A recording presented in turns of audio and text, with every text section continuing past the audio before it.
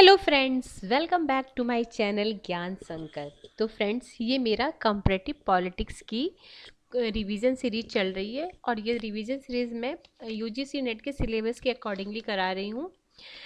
मैं इससे पहले वीडियो में मैं इस चैप्टर को दलीय व्यवस्था और दलीय प्रणाली जो है उसका मैंने स्टार्ट कराया था। तो मैंने यहाँ तक करा दिया था पिछले क्लास में। अब मैं इससे आगे कराने वाले पार्ट 1 आपने अगर नहीं देखा होगा तो टॉपिक डालिएगा, उसके बाद पार्ट 1 देखिएगा दलीय प्रणाली और दलीय व्यवस्था और दलीय प्रणाली, तो मिल जाएगा। ये पार्ट 2 है इस टॉपिक का। और ये मैं जो जिस बुक से करा रही हूँ ये राजेश मिश्रा की बुक से करा रही हूँ फ्रेंड। ये आपकी मतलब मेरे चैनल पे आप अगर आप पॉलिटिकल साइंस के स्टूडेंट हैं, मेरे चैनल पे आपको काफ़ी बेहतरीन क्लास मिल जाएगी। मैं इसके अलावा मेरे चैनल पे आपको 1000 क्वेश्चन सीरीज भी चल रही है जो यूजीसी नेट के प्रीवियस ईयर के क्वेश्चन की श्रृंखला है। इसके अलावा हमने प्रैक्टिस सेट भी स्टार्ट कर दी है। कॉन्स्टिट्यूशन की प्रैक्टिस सेट करा के मैं आपका पूरा रिवीजन करा दूंगी। और जो थिंकर हैं उनकी जो बुक्स हैं जो हर एग्जाम में आते ही आते हैं, पॉलिटिकल साइंस के अगर आप स्टूडेंट हो तो आपको पता होगा। वो अगर आप टीजीटी दे रहे हो, पीजीटी दे रहे हो या फिर असिस्टेंट प्रोफेसर का दे रहे हो या यूजीसी नेट दे रहे हो, तो बुक्स और थिंकर का नाम का क्वेश्चन आता ही है। तो वो भी मैं प्रैक्टिस सेट के द्वारा ही आपका पूरा रिविज़न करा दूंगी। और इसके अलावा कंपैरेटिव की तो क्लास देख ही रहे हैं आप। ये इसके अलावा पॉलिटिकल थ्योरी की भी काफ़ी सारी क्लासेस मैंने ले रखा है अपने चैनल पे। अगर आपने वो नहीं देखा तो प्लीज़ आप प्लेलिस्ट बनी हुई है वो जाके आप देख लीजिए। तो आज का क्लास हम स्टार्ट करते हैं फ्रेंड्स। और अगर आपको किसी वजह से ये चैनल हेल्पफुल लग रहा है, अगर आपके प्रिपरेशन में थोड़ी भी हेल्प कर रही है, तो आप प्लीज़ मेरे चैनल को सब्सक्राइब कीजिए, मेरे वीडियो को लाइक कीजिए और अपने फ्रेंड में शेयर कीजिए। और फ्रेंड्स, अगर शायद कुछ बच्चों ने मैसेज किया कि इनको पिक्चर सही से नहीं दिख रहा, तो आप ना थोड़ा सा रेजोल्यूशन बढ़ा लीजिए अपने फ़ोन में फीचर होता है, आप सेटिंग में जाओगे यूट्यूब पे तो आपको थोड़ा सा बढ़ा लोगे तो आपको क्लियर दिख जाएगा। ठीक है फ्रेंड्स, तो आज हम स्टार्ट करते हैं आज का टॉपिक तो पिछले क्लास में स्टार्ट कर दी थी, इसके आगे पार्ट 2 को स्टार्ट करते हैं। देखो, दल विरोधी राजनीति। तो 1960 से 70 के दशक में यूरोपीय देशों में दल विरोधी राजनीति का जन्म हुआ। ठीक है, अब बोलेगा दल विरोधी राजनीति का जन्म कहाँ हुआ, किस दशक में हुआ? तो 1960 से 70 के दशक में यूरोपीय देश में दल विरोधी राजनीति का जन्म हुआ। लोगों के अनुसार दल में विशिष्ट वर्गों की स्थिति प्रभावी एवं दलगुट के शिकार है। आधुनिक जटिल समाज का नियंत्रण एवं समस्या का समाधान दलों के द्वारा नहीं किया जा सकता। दल केवल सत्ता प्राप्ति के लिए प्रयत्नशील होते हैं। परिणाम स्वरूप यूरोप में समाजवादी आंदोलन का जन्म हुआ। तो क्या बोल रहे हैं कि जो दल है वो समाज के कल्याण के लिए नहीं है बल्कि अपने सत्ता पाने के लिए वो लगे रहते हैं। ठीक है, अगला है, आगे है इससे मोसाई ऑस्ट्रोगोनकी के अनुसार राजनीतिक दल में वरिष्ठ एवं विशिष्ट व्यक्तियों की भूमिका ही निर्णायक तथा आम सदस्यों की भूमिका सदैव गौण होती है। क्या बोले कि जो राजनीतिक दल है, तो राजनीतिक दलों में वरिष्ठ और विशिष्ट व्यक्तियों की भूमिका ही निर्णायक होती है, आम सदस्यों की भूमिका सदैव गौण होती है। ऑस्ट्रोगोर्स्की ने अपनी रचना, इनकी बुक का नाम याद रखना friend, democracy and the organisations of the political party. और बुक का नाम हमेशा इंग्लिश में ही लिख के याद करना, हिंदी में करोगे तो बड़ा वो मतलब वो सही नहीं रहता, आप इंग्लिश में ही लिख के याद किया करो। और बुक जो थिंकर और बुक का सबसे अच्छा वे है लर्न करने का, आप 4 बुक लिख लो और 4 थिंकर का नाम लिख लो और उसको मैच द फॉलोइंग करके क्वेश्चन बनाओ, तो इससे आसानी से याद हो जाएगा आपको। अगर आप एक एक करके रटोगे तो मतलब नहीं याद होता, लेकिन अगर आप खुद क्वेश्चन के फॉर्म में, तो मैंने इसकी भी एक पार्ट मेरे चैनल पे प्रैक्टिस सेट करके जो मैं लाई हूँ उसमें मैंने एक प्रैक्टिस सेट में इस क्वेश्चन मतलब ये भी लाई हूँ कि थिंकर और बुक्स के नाम आप देखना, तो आपको थोड़ा सा मतलब मैं थोड़ी सी हेल्प कर रही हूँ कि आपको उस फॉर्म में लेके आऊँ जो आपको आसानी से याद हो जाए। बाकी तो मेहनत तो फ्रेंड्स आपको करनी ही पड़ेगी, बार बार आपको सुनना पड़ेगा, जो नहीं याद हो रहा हो इसको लिखना पड़ेगा। आगे है, लोकतांत्रिक देशों में नागरिकों को मूल अधिकार प्राप्त होते हैं जिसके अंतर्गत उन्हें समूह एवं संगठन के निर्माण का अधिकार भी प्राप्त होता है। इसलिए दबाव समूह का निर्माण लोकतांत्रिक देशों में स्वाभाविक है और समाज में अनेक प्रकार के समूह भी विद्यमान है। ठीक है, इसलिए दबाव समूह भी अनेक प्रकार के होते हैं और सरकार पर दबाव डालकर ये सरकार की नीतियों के परिवर्तन करना चाहते हैं और अपने पक्ष में नीतियों के निर्माण में दबाव का प्रयोग करते हैं। अमेरिकी संविधान निर्माता जेफरसन मेडिसन ने दबाव समूहों को अत्यधिक सकारात्मक माना। उनके द्वारा समाज में शक्ति का विकेंद्रीकरण बना रहता है, इसलिए व्यक्ति की स्वतंत्रता सुनिश्चित हो जाती है। दबाव समूह की राजनीतिक मार्क्सवादी सिद्धांतों की बिल्कुल प्रतिकूल है, क्योंकि दबाव समूह के बीच निरंतर संघर्ष और प्रतिस्पर्धा विद्यमान होती है, जिसके द्वारा वे राजनीतिक व्यवस्था में प्रभावित करते हैं। जबकि मार्क्सवाद समाज केवल दो वर्गों को मानते हैं, समाज में विद्यमान संघर्ष को ही समाप्त कर देना चाहते थे। दबाव समूह राजनीतिक व्यवस्था में भाग नहीं लेते, अपितु उसे प्रभावित करते। ये तो पता है मेन डिफरेंस है क्या दबाव समूह राजनीतिक दल में। राजनीतिक दल है जो शासन को पाने के लिए कार्य करते हैं और दबाव समूह है राजनीतिक दल पे दबाव डाल के अपने कार्यों को मनवाना चाहते हैं। वो शासन सत्ता में भाग नहीं लेते हैं, वो अपनी जो उनकी हित में जो बातें होती हैं उसको मनवाने के लिए, अपनी नीतियों को मनवाने के लिए राजनीतिक दलों पे दबाव डालते हैं। माइनर विनर दबाव समूह स्थायी होते हैं जो किसी निश्चित उद्देश्य की पूर्ति के लिए कार्य करते हैं। और ऐसा भी एक डिफरेंस ये भी है कि मैं कई दबाव समूह की सदस्य हो सकती हूँ, लेकिन राजनीतिक दल सिर्फ एक राजनीतिक दल की एक टाइम में सदस्य हो सकती हूँ। मान लीजिए अभी मैं जिस पार्टी में हूँ फिर चेंज होकर दूसरे पार्टी में जा सकती हूँ, बट एक साथ दो पार्टी की सदस्य नहीं रह सकती, लेकिन एक साथ में 2-3 दबाव समूह की सदस्यता मुझे प्राप्त हो सकती है। माइनर विनर के अनुसार दबाव समूह व्यक्तियों का ऐसा ऐच्छिक समूह है जो प्रशासकीय ढांचे से बाहर होते हैं, जो सरकारी अधिकारियों की नियुक्ति, नामांकन, प्रशासन एवं नीति इत्यादि को अपने अनुसार प्रभावित करने की कोशिश करते हैं।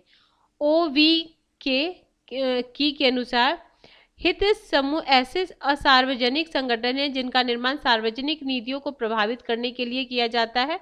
ये समूह प्रत्याशियों के चयन एवं सरकार के व्यवस्थापन के उत्तरदायित्व की अपेक्षा सरकार को प्रभावित करने का प्रयास करके अपना हित साधन करते हैं। फाइनर के अनुसार दबाव समूह अज्ञात साम्राज्य का निर्माण करता है। ये भी क्वेश्चन आता है कि किसने दबाव समूह को अज्ञात साम्राज्य कहा। ठीक है फ्रेंड, ये भी याद रखिए, आपको लिख लीजिए फाइनर के आगे अज्ञात साम्राज्य। ठीक है, दबाव समूह को उन्होंने बोला है। हित समूह एवं दल में विभेद। अब दल और देखो, दल का मूल उद्देश्य सत्ता प्राप्ति होता है, सरकार का निर्माण करना होता है, जबकि दबाव समूह का सत्ता को प्रभावित करना होता है, जिसके उनके पक्ष में नीतियों का निर्माण हो सके। एक व्यक्ति कई दबाव समूहों का सदस्य हो सकता है, जबकि एक व्यक्ति केवल एक ही राजनीतिक दल का एक समय में एक ही राजनीतिक दल का सदस्य हो सकता है। इसलिए दलों की सदस्यता अपवर्जी है, एक्सक्लूसिव होती है, परंतु दबाव समूह की अंतःवर्ती होती है। दलों का मूल कार्य हितों की संचयीकरण होता है, जबकि दबाव समूहों का कार्य हितों का अभिव्यक्तिकरण होता है। तो फ्रेंड्स ऐसे भी क्वेश्चन आते हैं कि 4 ऑप्शन दे देगा, इसमें बोलेगा कौन सा डिफरेंस नहीं है। तो ये सब टॉपिक को हम थोड़ा कॉन्सेप्ट भी समझ के करेंगे तो अच्छा रहेगा, कि कॉन्सेप्ट वाला क्वेश्चन क्या होता है उसमें हमें रटना नहीं पड़ता। अगर एक बार हमारा कॉन्सेप्ट क्लियर है कि क्या दबाव समूह होता है, क्या राजनीतिक दल होता है, क्या डिफरेंस होता है, तो एक बार 2 बार आप पढ़ लोगे तो आपकी ये जो समझ है वो अस्थायी हो जाती है। लेकिन जो फैक्ट वाला होता है, जो डेट वेट वाला होता है, उसको तो हमें बार बार रिवीजन करना पड़ता है। दबाव समूह का सैद्धांतिक आधार, तो आर्थर बेंटले इनकी ये बुक पूछता है। क्या है आर्थर बेंटले की book? The process of government, a study of social pressure. 1908 में समूहों की व्यवस्था अध्ययन किया है। बेंटले के अनुसार राजनीतिक प्रक्रिया की मूलभूत समझ के लिए समूहों का अध्ययन आवश्यक है। बेंटले के अनुसार जहां समूहों का पर्याप्त महत्व है वहीं सभी का महत्व है। इसके अलावा ग्राहम बलास एवं नॉर्मन एंजिल ने भी समूहों के अध्ययन पर बल दिया। समूहों का अध्ययन करने वाले विचारकों को नव व्यक्तिवादियों की संज्ञा दी गई, क्योंकि इन्होंने समूहों के माध्यम से व्यक्तियों की रक्षा का प्रयास किया। द्वितीय विश्व युद्ध के पश्चात डेविड ट्रूमैन ने अपनी रचना डेविड टुमिन की कौन सी रचना है? The government process, political interest and public opinion, 1951 में राजनीतिक प्रक्रियाओं में समूहों के अध्ययन पर बल दिया। पहली बार समूहों का अनुभविक अध्ययन रॉबर्ट डहल एवं नेल्सन पॉल्सवाई द्वारा किया गया। रॉबर्ट डहल के अनुसार सभी सक्रिय एवं वैधानिक समूह नीति निर्माण में सक्रिय भूमिका का निर्वाह करते हैं। लॉबिंग, यह दबाव निर्माण की एक पद्धति है जो मूलतः अमेरिका में पाई जाती है। अमेरिकी सीनेट के सदस्यों को प्रभावित करने का प्रयत्न किया जाता है, इसलिए इसे लॉबिंग कहा जाता है। लॉबिंग का प्रयोग केवल विधायिका पर दबाव बनाने के लिए किया जाता है। दबाव समूह के पक्ष में तर्क और लाभ, मतलब इसके क्या मतलब लाभ है दबाव समूह के? तो ये प्रतिनिधित्व को ज्यादा शक्तिशाली बनाते हैं एवं उन हितों को ज्यादा प्रभावी बनाते हैं जिन्हें राजनीतिक दल उपेक्षित कर देते हैं। ये मतदाताओं को शिक्षित करते हैं, सार्वजनिक नीतियों का निर्माण में सहायक हैं क्योंकि वे समूह परिचर्चा एवं बहस को बढ़ावा देते हैं। ये सरकार की शक्तियों को नियंत्रित करते हैं, इसलिए स्वतंत्रता की वृद्धि करने में सहायक है। परिणाम स्वरूप एक स्वस्थ नागरिक समाज का निर्माण होता है। दबाव समूह सरकार एवं लोगों के मध्य एक सेतु का कार्य करते हैं, अतः राजनीतिक अस्थायित्व में वृद्धि होती है। दबाव समूहों के विपक्ष में तर्क, एस.सी. फाइनर ने दबाव समूह को अज्ञात साम्राज्य की संज्ञा दी है। दबाव समूह राजनीतिक विषमताओं में वृद्धि करते हैं क्योंकि दबाव समूहों को पहुंच वित्तीय, शैक्षणिक और संपत्तिशाली व्यक्तियों तक आसानी से होती है। ये विखंडनकारी होते हैं क्योंकि समाज के विशेष हितों का संरक्षण करते हैं एवं आम हितों में वृद्धि का प्रयास नहीं करते एवं संवैधानिक शक्ति का प्रयोग करते हैं एवं जनता के प्रति उत्तरदायी नहीं होते। ये नीति निर्माण में अत्यधिक संकुचित और संकीर्ण बना देते हैं, जिससे आम जनता का इन विषयों पर प्रभाव कम हो जाता है। और अगला है, ये समाज में के शासन में बाधा उत्पन्न करते हैं क्योंकि अपने हितों के लिए सरकार की नीतियों को प्रभावित करते हैं। अब दबाव समूह का वर्गीकरण, ये भी बहुत इंपॉर्टेंट है, ये वाला पार्ट जो दबाव समूह का विभिन्न थिंकरों ने जो इसको डिवाइड किया है। तो आमंड और पावेल ने क्या किया? संस्थात्मक दबाव समूह, इंस्टीट्यूशनल प्रेशर ग्रुप। ये दबाव समूह सरकार या संस्थाओं में भाग लेते हैं, तुलनात्मक रूप से में ज्यादा अनौपचारिक होते हैं। लोकतांत्रिक व्यवस्था की तुलना में अधिनायकवादी व्यवस्था में ये ज्यादा प्रभावी होते हैं। नौकरशाही एवं सैन्य व्यवस्था के सदस्य इस दबाव समूह के भाग हैं। फिर दूसरा है एसोसिएशनल प्रेशर ग्रुप, तो इन्होंने 4 भाग में बांटा था, ठीक है, ये आप जान लीजिए। आलमंड और पावेल ने संस्थात्मक, पहले तो नाम देख लीजिए, संस्थात्मक दबाव समूह, सहचार्यात्मक या एसोसिएशनल प्रेशर ग्रुप, आगे है नॉन एसोसिएशनल प्रेशर ग्रुप और लास्ट है एनॉमिक प्रेशर ग्रुप। अब सबके बारे में हम जानते हैं कि क्या क्या होता है ये। सहचर दबाव समूह अत्यधिक औपचारिक, ठीक है, औपचारिक होते हैं। ये दबाव समूह द्वितीयक सामाजिक समूह कहलाते हैं। इसके निर्माण व्यक्ति अपने हितों की पूर्ति के लिए करते हैं, अतः ये जन्म के आधार पर निर्मित नहीं होते। सहचरात्मक दबाव समूह पूरे विश्व में सर्वाधिक शक्तिशाली। सहचरात्मक दबाव समूह में व्यावसायिक संगठन सबसे ज्यादा शक्तिशाली है। तीसरा है सांप्रदायिक और गैर सहचरी दबाव समूह, नॉन एसोसिएशनल प्रेशर ग्रुप। इन समूहों का निर्माण जन्म, जाति, धर्म के आधार पर होते हैं।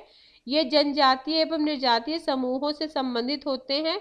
गैर सहचरात्मक दबाव समूह विकासशील देशों में ज्यादा प्रभावी होते हैं।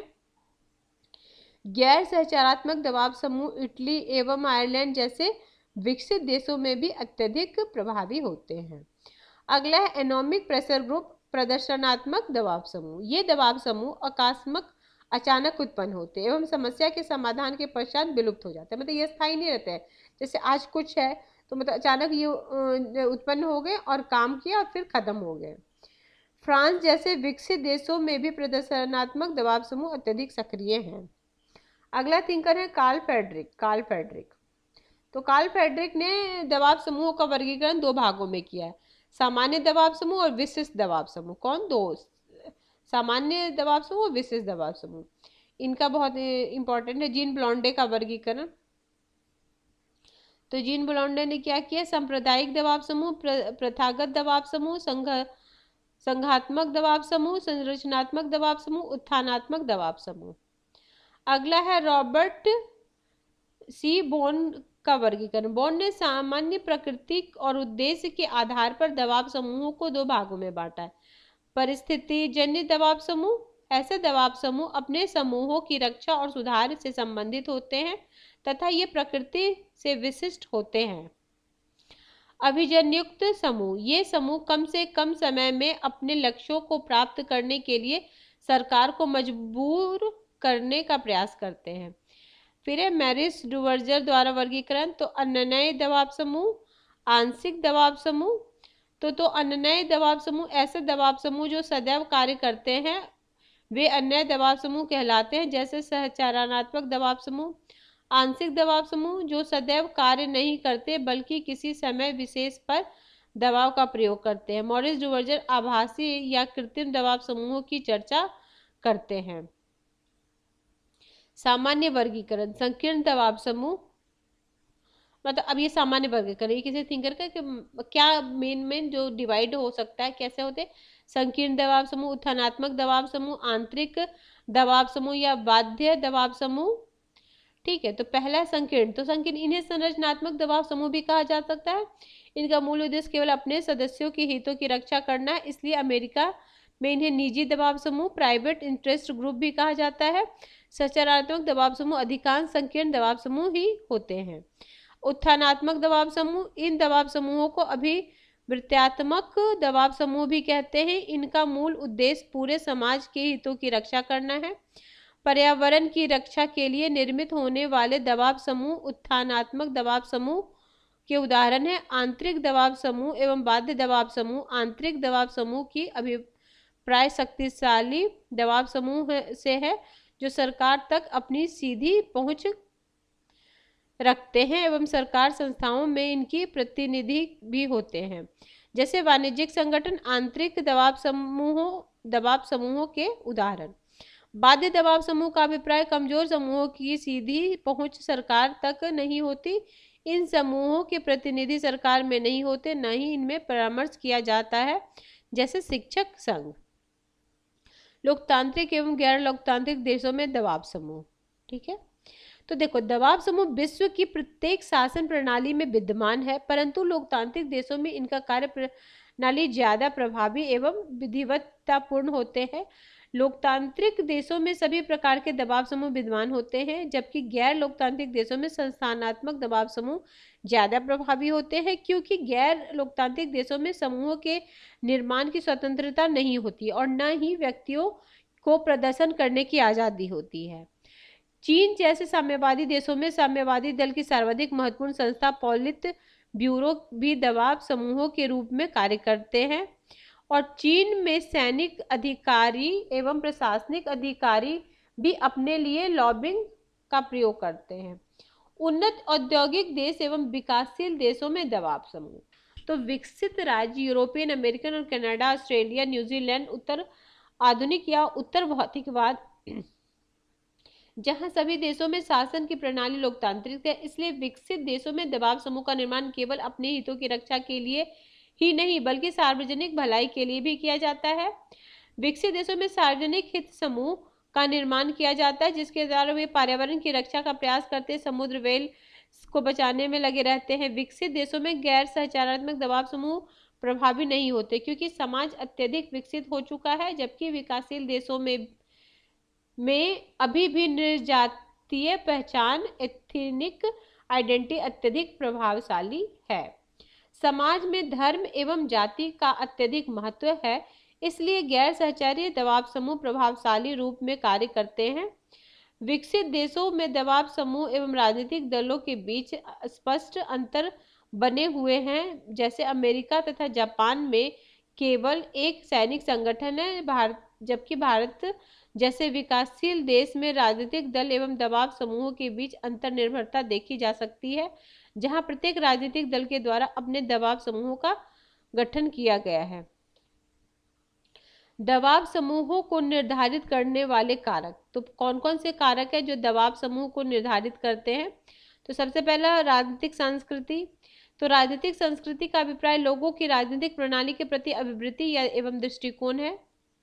अमेरिका में दबाव समूह को सकारात्मक माना जाता है और एवं उन्हें लोकतंत्र के लिए सहायक भी माना जाता है, जबकि फ्रांस में दबाव समूह को विघटनकारी एवं विध्वंसकारी माना जाता है।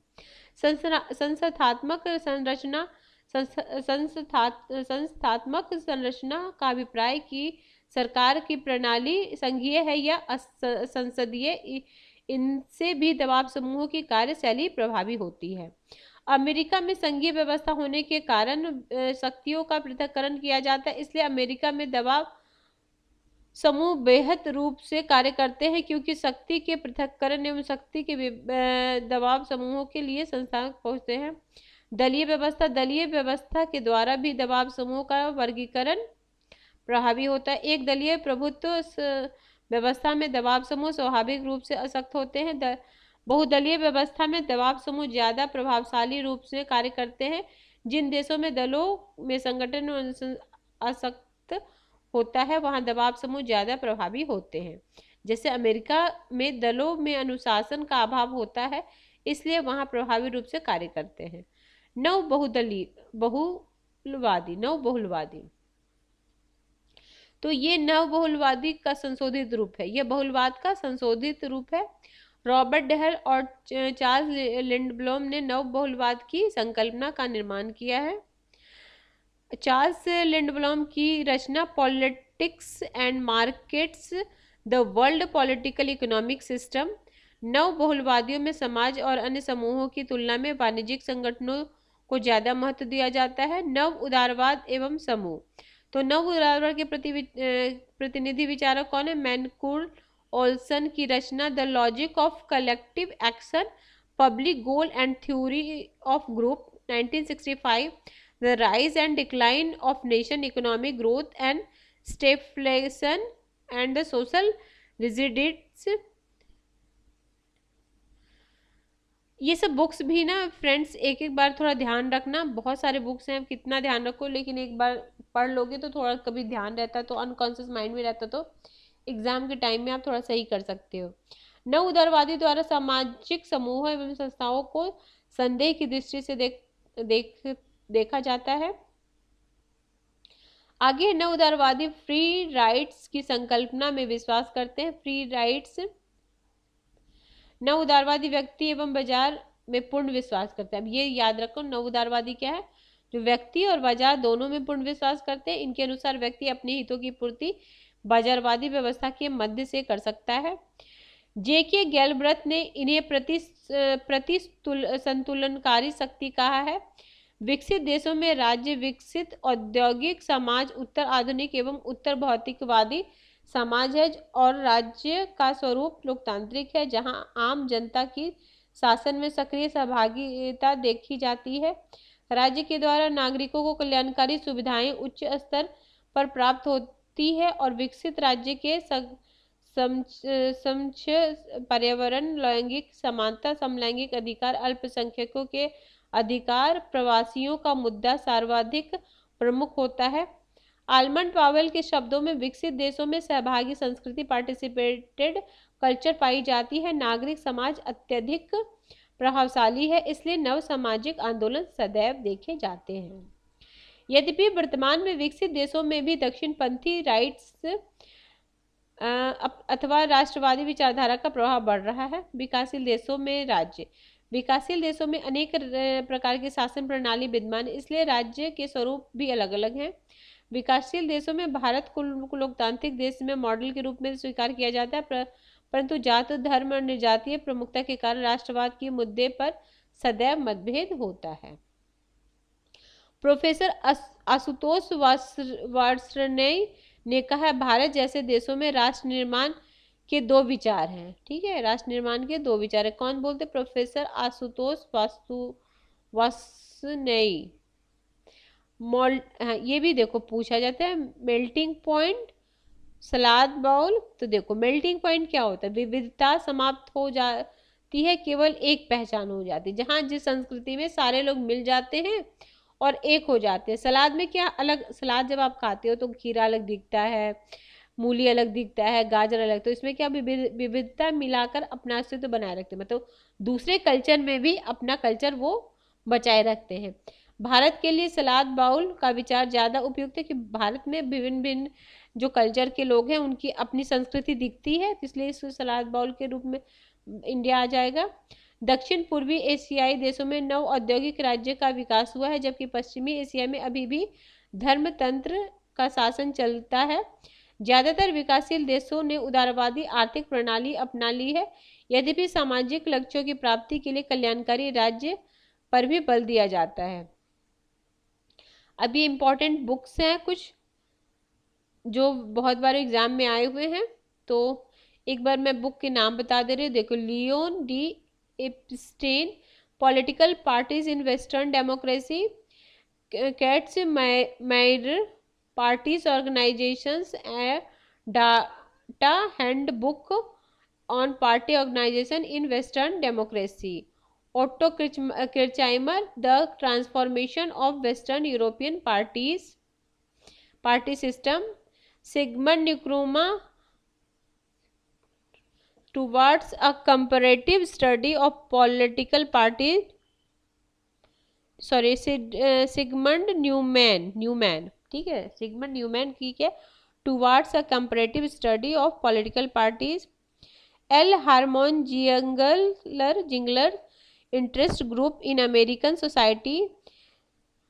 फिर है फाइनर की बुक है anonymous empire study of the lobby in Great Britain. Graham Wallas की, ये इंपॉर्टेंट बुक है, ग्राहम ब्लास की human nature in politics. Human nature in politics बहुत इंपॉर्टेंट है, ये 1908 की है। तो फ्रेंड्स, आज हमारा ये टॉपिक खत्म होता है। नेक्स्ट टॉपिक में हम सामाजिक आंदोलन एवं नव सामाजिक आंदोलन वाली चैप्टर को कंप्लीट करेंगे। अगर आपको किसी भी वजह से ये चैनल हेल्पफुल लग रहा है, अगर आपके प्रिपरेशन में थोड़ी भी हेल्प कर रही है, तो आप प्लीज़ मेरे चैनल को सब्सक्राइब कीजिए, मेरे वीडियो को लाइक कीजिए और अपने फ्रेंड में शेयर कीजिए। Till then bye bye, see you in next video.